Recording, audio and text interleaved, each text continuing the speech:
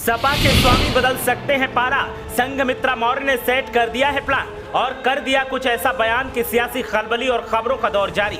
एक तरफ स्वामी प्रसाद की बयानबाजी, दूसरी तरफ सांसद बिटिया की तैयारी। क्या अंदर ही अंदर खेल की हो रही तैयारी? देखिए कैसे संघमित्रा मौर्य ने आला कमान के इशारे पर स्वामी को बीजेपी में लाने की कही बात, और जैसे ही ये बयान सामने आए तो क्यों बदल गए स्वामी के सुर। क्या स्वामी प्रसाद मौर्य फिर से पाला बदलने वाले हैं? क्या बीजेपी से आए फिर से बीजेपी में जाने की तैयारी स्वामी कर रहे हैं? ये सवाल तब पैदा हुए जब उनकी सांसद बिटिया ने एक बड़ा बयान दिया और कुछ ऐसा कह दिया कि सियासी गदर अब मचना तय है। वैसे तो स्वामी प्रसाद मौर्य को सपा हाथों हाथ ले रही है, लेकिन कुछ समय से उनके ऐसे बयान सामने आ रहे हैं जो सपा की विचारधारा से एकदम विपरीत हैं। ऊपर से सांसद संघमित्रा मौर्य ने भी रुख साफ कर दिया है। उसके बाद से ही सियासी सवालों का दौर जारी है।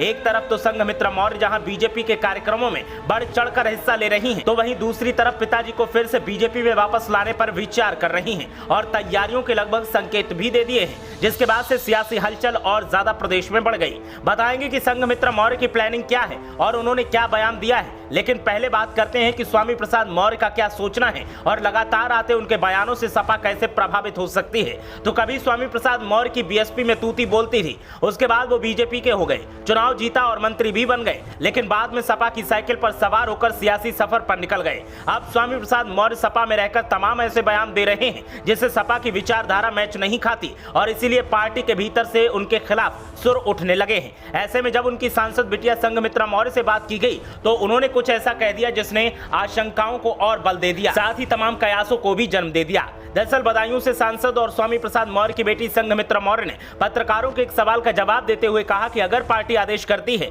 और आला कमान उनसे कहता है तो वे जरूर अपने पिताजी को बीजेपी में वापस लाने के लिए कोशिश करेंगी और जब वो साथ होंगे तो सियासत का मजा ही कुछ और होगा। साथ ही आगे ये भी कहा कि हर कोई चाहता है कि हम एक हो जाएं। हमारी वजह से उन्हें कई बार और उनकी वजह से मुझे कई बार बहुत कुछ सुनना पड़ता है। ऐसे में जब हम साथ होंगे तो फिर जो बातें कही जाती हैं और जो बातें उठाई जाती हैं उन पर भी विराम लग जाएगा और पिता पुत्री की सियासी जोड़ी एक मिसाल बन जाएगी।